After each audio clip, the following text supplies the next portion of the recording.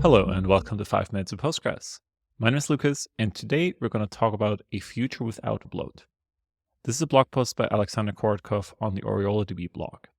And to be clear, this is an announcement for their new open source project, OrioleDB, where they're comparing OrioleDB to regular Postgres. I think it's worth talking about how the extensibility of Postgres allows such projects to function, and maybe even see this feature in Postgres itself at some point in the future. Now, when we talk about vacuum and bloat, really what we care about is this maintenance operation that you have to do on your Postgres database to get the best performance. And Postgres will already do this with Autovacuum in many cases, but as Alexander starts here in the beginning saying, oftentimes vacuum has been terrifying. Now, I would argue that vacuum has improved a lot over the last couple of releases. For example, the work that Peter Gagan did regarding both Autovacuum and vacuum behavior, as well as the B-tree index improvements that oftentimes also then reduce the impact of bad vacuuming schedules. However, I think it is true that vacuum is still a problem today in Postgres. Now, what OrioleDB tries to do is fundamentally change how Postgres does this. And the design here is very similar to what some other systems are doing with undo logs. The idea is, instead of keeping the dead rows around and having Autovacuum clean them up later, you have a both per row as well as per block undo log. And that, as Alexander states here, allows for efficient handling of data changes. This happens behind the scenes. The cleanup happens automatically whilst you're writing to a database instead of periodically through a process like Autovacuum. Now, this here runs a benchmark of OrioleDB's storage engine compared to the regular Postgres heap storage. And I would say let's always be careful with somebody who's trying to make a point and runs a benchmark. I'm sure there's cases where you'll find that OrioleDB will be slower, but this is quite impressive. This is testing an insert into the table, and then on a conflict does an update, and it aims to show the advantages of OrioleDB's design. And in this particular benchmark, you can see that OrioleDB has about 4 to 5x transactions per second in terms of throughput, and is able to use the whole server CPU consistently. The main point about bloat, at the very end, we can see the space used in this particular workload.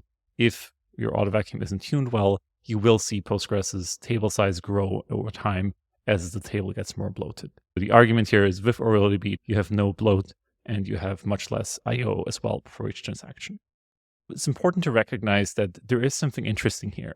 And Postgres's MVCC design is tested, it works, but it does have its drawbacks. You can see that the undo logs actually do have a beneficial performance characteristic. There's a couple of interesting aspects to this design, but before we dive into that, let's start with just saying how Postgres enables you to do something fundamental as changing the storage engine without doing a lot of changes to the core database. Postgres has table access methods. Since Postgres 12, and table access methods are kind of like index access methods in the way that they allow you to customize a quite fundamental portion of the database. And different to indexes, there isn't really much variety in terms of table access methods today. The main Postgres access method heap is one that I would say 99% of people use. The popular table access method that I am familiar with is the Citus Columnar extension. So this uses the table access methods API to power a columnar storage in Postgres. So instead of using row-based storage, this uses columnar storage, but you can still query your Postgres and write to your Postgres just as if it was a row-based storage with the heap engine. OrioleDB works in a similar way. So OrioleDB is also aiming to be a table access method that's similar to the Citus Columnar extension, to just be plugged into Postgres as an extension. It allows you to choose one or the other in terms of how it fits your workload or your production requirements, but you don't necessarily have to switch your database. The downside here is that OrioleDB is not yet there in terms of being a pure extension. They've published all of their work in open source, which I really appreciate. And you can see here there's about 20 patches or so that Postgres and OrioleDB's version of Postgres are different in. A lot of these are improvements to the table AM API. Some of them are additional hooks that are not there today. And so these are things that would need to be upstreamed for you to be able and just do apt-get install Postgres and then apt-get install OrioleDB and just create extension OrioleDB, and that's just working. We're not there yet. That doesn't work yet. Alexander Korotkov has, I think, a very ambitious goal here, which is to have the most important patches mentioned here in Postgres 17.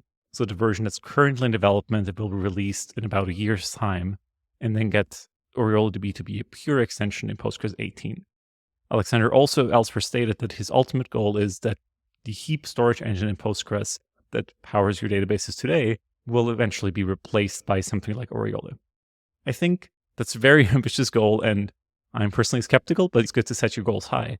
But getting to a point where OrioleDB is an extension and you can just use it and install it, that's a very interesting premise. And I think if we can get to that, that would be amazing.